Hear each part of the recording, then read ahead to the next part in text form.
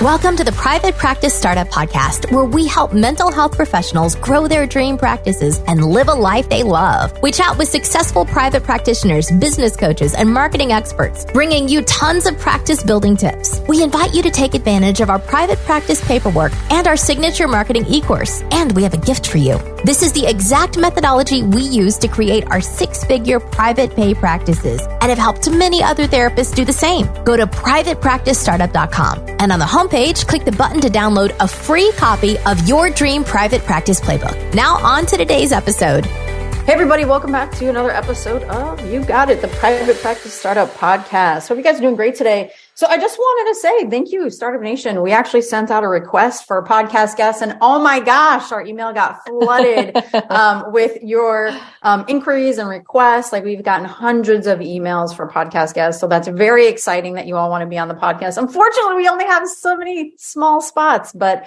we look forward to going through those inquiries and, getting some guests on the podcast that we haven't had before. So we're really looking forward to that. But I just wanted to say thanks again. We hope that you guys joined us last week as we talked about a topic that Kate and I love to talk about. And our coach, Dr. Kim Grosher, joined us for the podcast on how to create a values-driven private practice. So if you hadn't listened to that podcast, definitely check that out. Today, we have a return guest and someone you guys probably know from the field, Patrick Casale, or when I call Patrick, my car likes to call him Casale. So it makes him Italian, but he's not. But he's going to be talking about hosting private practice retreats, the good, the bad, and the ugly. And if you follow him on social media or you're connected with him, you know that he has a whole bunch of retreats going on this year, which is very exciting. So for those of you thinking about hosting retreats, this is going to be a great topic because Patrick is authentic and he's going to give you the nitty gritty, the down and the dirty, the real stuff of all of it. And also too, I know I'll ask a little bit about his private journey as he's healing and recovering and how that kind of fits in with hosting retreats. So very, very important, great stuff.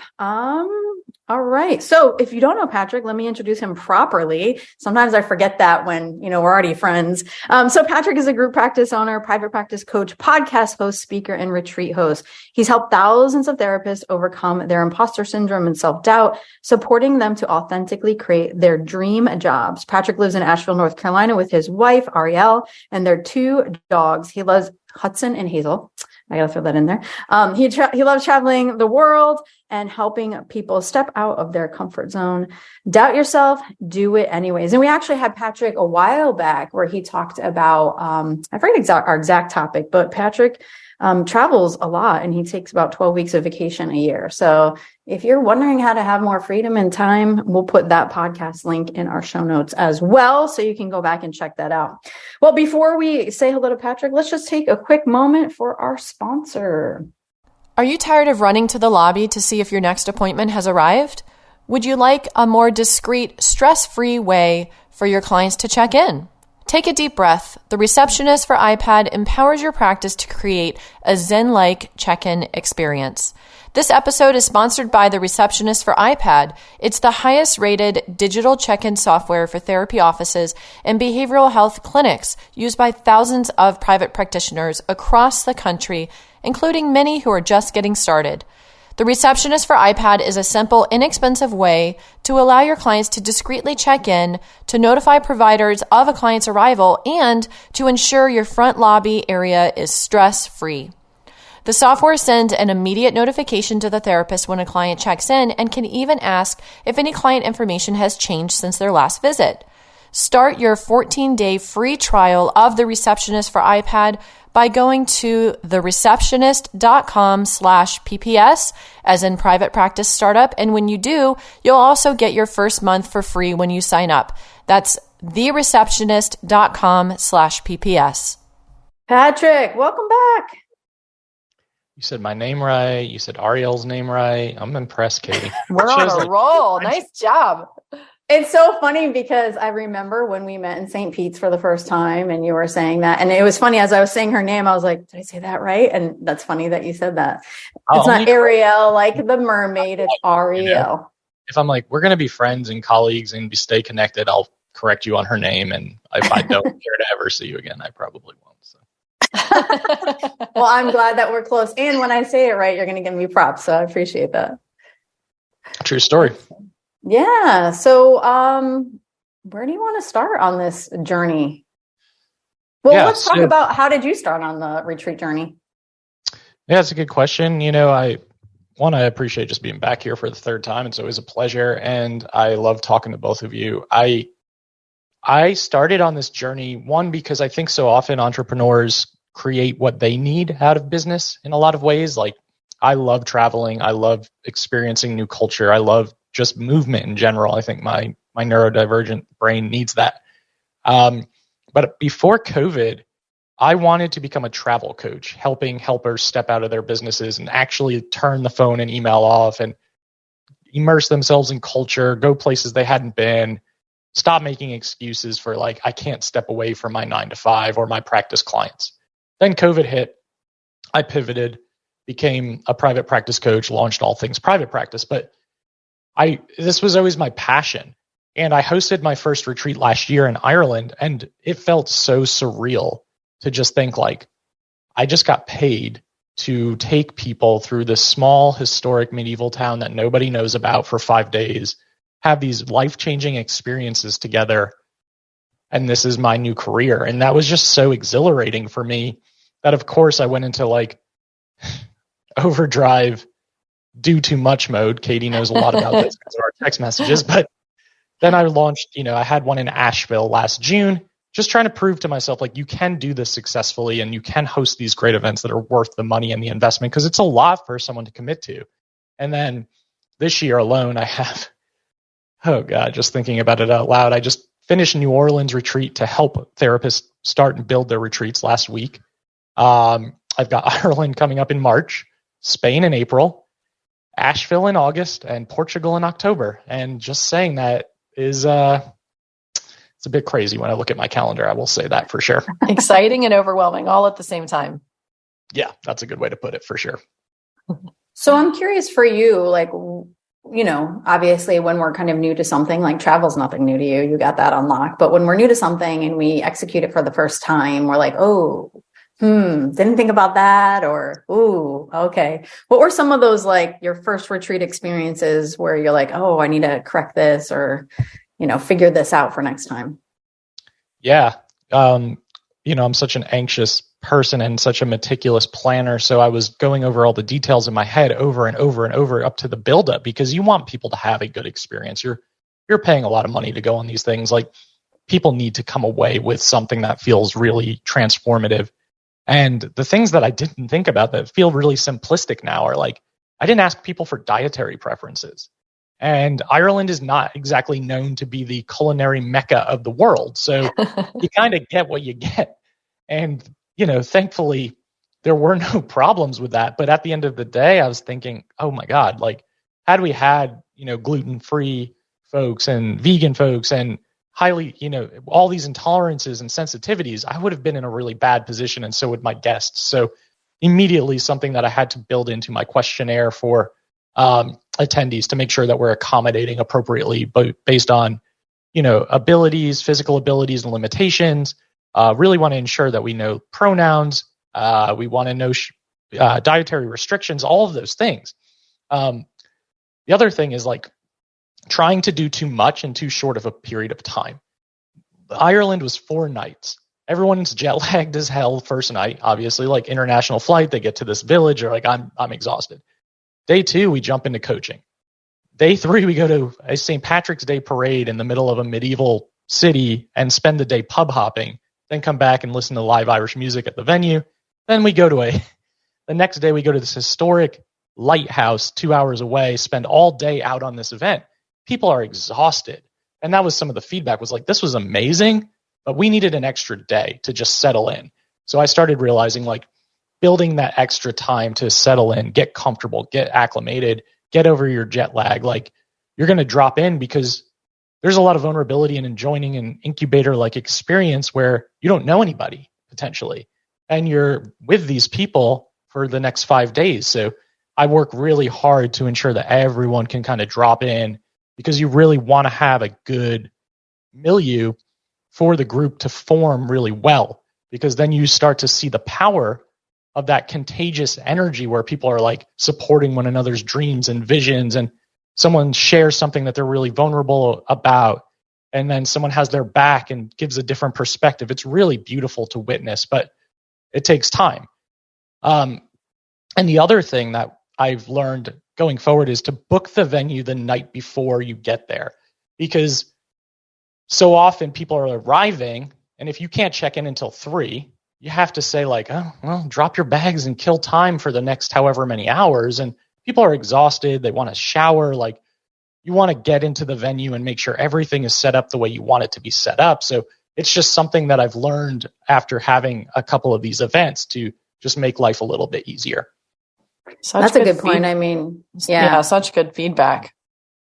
Yeah, because I many times traveling to Europe, those are overnight trips, and to try to get onto the time schedule, it's like stay awake, and I don't sleep on a plane. So there's been many times I'm in the Greece hotel bathroom, scrubbing the pits, doing the teeth brush. Like, that's not fun. And you just feel so gross too. It's just all you want is shit. I want to shower, get out of these clothes, and it's worth the extra money to communicate with the venue host wherever you're planning these things to say, can I book it the night before, even if I'm not going to be there? Some of them will even give you a discounted rate knowing that, because so many variables go into, like, the cleaning staff has to come and get everything resituated for your guests. And what if they're running late? Like, there are a lot of things that can go wrong. So just realizing that's just worth the price of admission. And it's really worth taking into your account when you're budgeting your finances, because I think preparation wise, you can have people's rooms set up so you're not scrambling trying to figure out where people are going. You can have some welcome gifts in the venue so that when people walk in the door, they feel taken care of. It just makes it feel more organized. And I think when you're asking people to invest such a large amount of money for an experience, you don't want extra stress to be put on their plate. You kind of want them to just come in seamlessly and just be able to get in there and feel really well taken care of and welcomed. How did you figure out the ideal size of the first retreats that you started, and how did you come up with the ideal price range? Because it is such a unique experience, and just kind of talk us through that process. Yeah, my process, so many people ask me that, and I wish I had the magic answer, because my process is kind of unconventional, where it's just like, I'm going to just try this and see if it works. That doesn't work for everybody. I think you really need to take into account, obviously, the expenses, right? The venue, the cost, the food, if you're including tours, transportation. You want to figure out how much money do I need to make off of this event minimally. And I think that's really important, because people don't understand how much behind the scenes work goes into planning and coordinating and making sure these experiences are really, really well done. I mean, for New Orleans, I've been exhausted since getting back, and I will be, but like, so much work goes on to make sure it's a great event, and so much energy. So I know my energy limits are very limited. Like, I'm an introvert, I'm autistic and ADHD. I absorb energy differently. I need smaller, more intimate events. I could not host like a large conference or summit. I just do not think I could have the energy or capacity to do that. Like, Ernesto does that really well. That's not I can't do it. I realize like 20 people is probably my max, and to be around 20 people for 5 days and to have that type of relationship. So I think it's based upon what type of energy you have. Do you have a co-host? Do you have other people speaking and coaching and helping? That can help alleviate that stress as well. I priced these events right off the bat pretty high, and we're seeing a retreat boom right now where everyone's launching retreats, right? And people sometimes strike out and they fail, and it's a big cost to incur. The three of us, we have an audience. It's a little bit easier to say I can be a little bit more risky with the price point and knowing that I feel pretty confident that I'm going to fill it. But if you're starting out, I would really make sure that your costs are definitely covered. And then you need to figure out, how much money do I need to make off of this event at first while I build my reputation. I priced Ireland last year at $4,500 a person, all inclusive. And I was like, wow, that's quite high. But then it was so successful that I priced this year at $5,500, and it sold out in 3 days. So next year I'm going to raise it again, because I know how much I'm putting into this event, and I know how transformative an experience these small incubator type events are, because we're eating meals together. We're sharing ideas together. We're traveling to places that people don't often go. When I told people in Ireland, like, I'm going to Ferns, which used to be the first capital of Ireland, by the way, just a history fact, people in Ireland were looking at me like, why the hell would you go there? There's nothing there. I said, yeah, but the perfect venue is there. And like the perfect hostess is there. And the tour guide and everything, like everything came together really well. But I think I got very lucky to do that sight unseen and have such a successful event. Nice. I just want to take a quick moment for our sponsor. As a therapist, I can tell you from experience that having the right EHR is an absolute lifeline. I recommend using Therapy Notes. They make billing, scheduling, note-taking, telehealth, and e-prescribing incredibly easy. Best of all, they offer live telephone support that's available 7 days a week. Look, don't take my word for it. Do your own research. Therapy Notes is the #1 highest rated EHR available today with 4.9 out of 5 stars on Trustpilot and Google. Go to therapynotes.com and enter code PPS as in private practice startup and receive a special 2-month trial, absolutely free. And hey, if you're coming from another EHR, no worries. Therapy Notes will import your demographic data quick and easy at no cost to you so you can get started right away. Trust me, don't waste any more of your time. Go to therapynotes.com and enter code PPS for your 2-month free trial.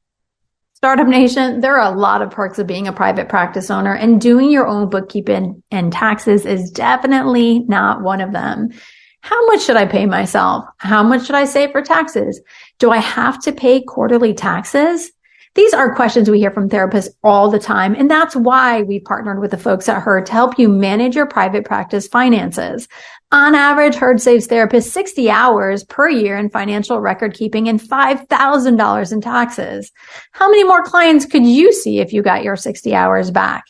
And by the way, when you join Herd, you get access to a team of tax pros who will guide you on your journey as you build your business. With peace of mind about your business finances, you can put more energy into client care where it matters the most.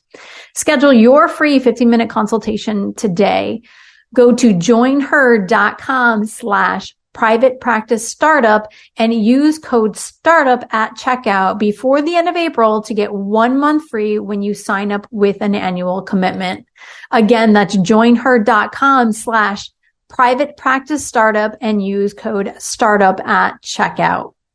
So Patrick, I'm glad that you went in to talk a little bit about, just like who you are and your energy levels and being introverted and stuff like that. What would you recommend? So, I mean, Kate and I, we didn't host retreats, but we would do trainings together. And we have different energy levels and excitement, and, our trainings would exhaust Kate and she would need to go in her turtle shell for a day or two to recoup, where I was energized by it. I could, go do whatever after, but, it always took a toll on my back. So, you talk about knowing who you are as a person. So what kind of advice or guidance can you give for yourself to maintain the level of energy that you would need throughout a really intense experience?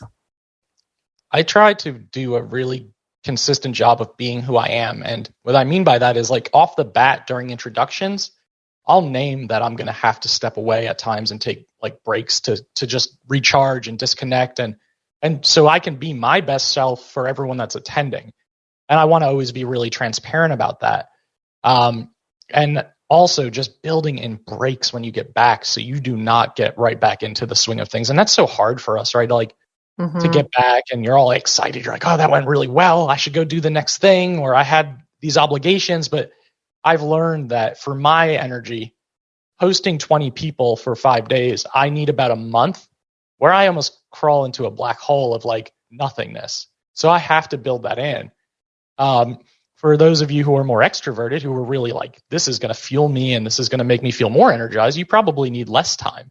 But I would definitely make sure that you're building in breaks and lag time to recharge and just really get in touch with your feelings about the experience. Because if you're hosting a successful retreat, I hope you take a lot of pride in the completion of an event. I'm a planner, so like my joy is when everything comes together, like everyone's arriving, everything's in place. And I'm like, oh my God, all of that work just came to fruition. And it's really hard to sit with those emotions when you're hosting because you have to be on basically all the time. Another thing I would suggest for all of you listening, get separate accommodations for the coaches and speakers. Because while you're in the event during the day, you're available. I mean, you're coaching, you're answering questions, you're having conversations. You're going to need that time at the end of the day to just have your own space where you don't have to be available. You don't have to be accessible. And you can just kind of zone out, veg out, binge some Netflix or whatever the case may be. Good stuff. So we kind of talked just about the kind of overall knowing yourself and things like that, and just things that you've come across. What would you say are some of the really good parts and some of the really ugly parts, or even if you have a funny story that happened? I see you shaking your head. The good parts, I mean, it's amazing to be able to think that as a therapist, right, our skills are so applicable in so many different arenas, and that this is an option, and that you can travel the world, write it off, grow professionally, and truly experience life, because that's what I think life is all about, is just travel and experience and connection. And we had these moments in Ireland that I think people will remember for the rest of their lives. Like, our tour guide was so invested in the success of this event because I brought people to a place that people don't go to. And she was like, all right, after we go to this lighthouse, we're going to go to this private locals beach where my partner is going to be. She's going to help us make hot Irish whiskeys and Irish coffees. I'm going to teach you all how to play hurling on the beach. And the bus driver is going to come down and play the bagpipes. And it's going to be a surprise for everyone. And I was watching everyone's faces while they're like truly uninhibited and free and like feeling really joyful and like connected. And everyone's smiling and just enjoying themselves. And I was just like kind of scanning, and I was like, this is amazing. And I think this is a moment where people will say, I remember doing that, 20 or 30 years ago, and I'm really glad that I did. So those are the things that are just unbelievably powerful. The same thing goes for St. Patrick's Day night. We had live Irish music at the venue. I'm watching people dancing and singing and just having the time of their lives. And it was just like, that was one of those moments where I did take it in. I was like, ooh, I put this together. This is really freaking cool. So you're going to get those types of moments out of these experiences. I think that's the good. The flip side is travel is messy and it does not go as planned. I had someone whose flight got canceled the night before the event, and they lived in a small area in a state that didn't have another airport, and they were not able to come. And that was pretty gut wrenching for me because it was the first event. It was the first hiccup. There's nothing I can do to fix that. I did offer them a spot in future retreats, so that they could. I just felt so bad, but those are the types of things that can happen. Flight delays, flight cancellations. We all just saw what happened with Southwest, like in a matter of a blink of an eye. Missed flights, just not making the connection time. Like, there's so many variables. So that stuff is really stressful. It's really, really challenging as the host, for sure. And I think you have to go into any travel experience expecting the unexpected and just not always assuming that things are going to go smoothly. That's a good point. So, for me, as you're sharing this, I'm starting to think, then building this into the processes, right? It's kind of like, it's recommended you come a day before, get trip insurance, all these different things, highly recommended types of things to, it's unpredictable, yes, but to communicate that in advance and, to make them even and that's the thing, right? Like, I think about Kate and I talk about paperwork, right? It's paperwork. Yeah, it's a pain in the ass for therapists, but, it creates a communication and sets up an expectation for things to go better than expected or smoother, right? And that's kind of it. And, as you do these things, you gain more information and knowledge and more into your processes and learning and understanding. And, it's cool. I mean, you're the perfect person to be doing these retreats with your love of travel and your deep connection. And yeah, any other advice that you would have that you want to make sure people know? Yeah, I think, just piggybacking on what you just said, I know how much you love policy and procedure and systems. Systems. Systems. Oh, they make me happy. I know they do. You're a rarity. Terms and conditions are, equally as important to your retreat business as an informed consent is to your private practice. And your terms and conditions need to highlight and communicate really transparently about deposits, trip interruption, getting travel, and all of the things. Like communication and transparent, consistent communication is key, because you want to, again, help with people's stress and anxiety levels around travel. The other thing I would really recommend is to try really hard to use the power and excitement of FOMO and social media when you're hosting these events, because you want your guests to share videos, share pictures. You want to generate that buzz and that excitement for your next event that you're hosting. It really helps sell itself. Before I left Ireland last year, everyone's messaging me like, are you doing this again? How do I register? I missed out. I didn't even know this was happening. Use the power of that. Communication with your host or hostess is crucial. If you feel like you find a venue, you love it, but you don't hear back from that person, they don't answer phone calls, they don't answer emails, it's not the venue for you then. You have to have good, clear communication. Ireland was smooth because the venue hostess helped me organize transportation to and from the airports, tours, the catering, the music, like seamless communication. It alleviated so much stress for me, and it was really, really helpful. So, just really trying to get creative and get outside of the box when you're looking at venue types, especially internationally. Like lots of cool creative things that you can do, but just really make sure that if you haven't been to the area before, you try to go in advance and meet them or see the venue and take the pictures and do the walkthroughs. And if you can't, that communication really, really needs to be in place, or you're going to have a really stressful experience. Yeah, I'm curious a little bit about the preparation, because there's so much that goes into preparing for an event like this. And tell us a little bit about what works in your experience as you prepare to do these retreats in new locations. Are you going and doing recon beforehand? And, how do you document and expense that as, part of the retreat preparation process? Yeah, that's a great question. I definitely recommend doing recon beforehand. I didn't get to do that in Ireland because COVID shut Ireland down when I was supposed to go and do it. So I went in blind, and I didn't know what I expected. But coming into the venue and seeing that it was beautiful, I was like, okay, I can breathe again. This is good. Maybe the food will be good. Maybe the music will be good. But I do recommend doing recon, absolutely. And that means as the retreat host, you should probably get to wherever you're hosting the retreat a couple of days in advance. You're going to want to stock up on groceries. You're going to want to stock up on like snacks, welcome gifts. You want to get there a couple of days in advance and settle in so that, again, you can make this a smooth experience. I do have spreadsheets that I keep all of this stuff tracked, all the expenses, all the profit that's being generated, anything that's being spent on the welcome gifts, the desserts, the food, the music, the transportation, all of that stuff goes in there. Want to make sure that you have records of everything for your taxes and your accountant, for your deductions, and also for your expenses. But you also want to have that paper trail as well. Make sure you have a spreadsheet or some sort of tracking mechanism for people's flight information, for their accommodation types. Anything that is of note, you really want to have in front of you and accessible. And I think it's really important to do the research. I try to travel like a local. I want to support as many small businesses as possible. And one story I will say that I feel like is so understated. We talk about the power of networking and connection and community building. I met this couple who opened a coffee cart about 15 minutes outside of the village that we stay in Ireland right during COVID. They're a mom and pop shop. They were trying really hard to make it work. And there's no other coffee around. And I was like, oh my God, my guests need to have coffee. How am I going to make this work? So I DM'd them on Instagram, asked if I could put an order in for 20 people every morning if they'd make it and I could pick it up. And they said, absolutely. We became friends. They listen to my podcast now.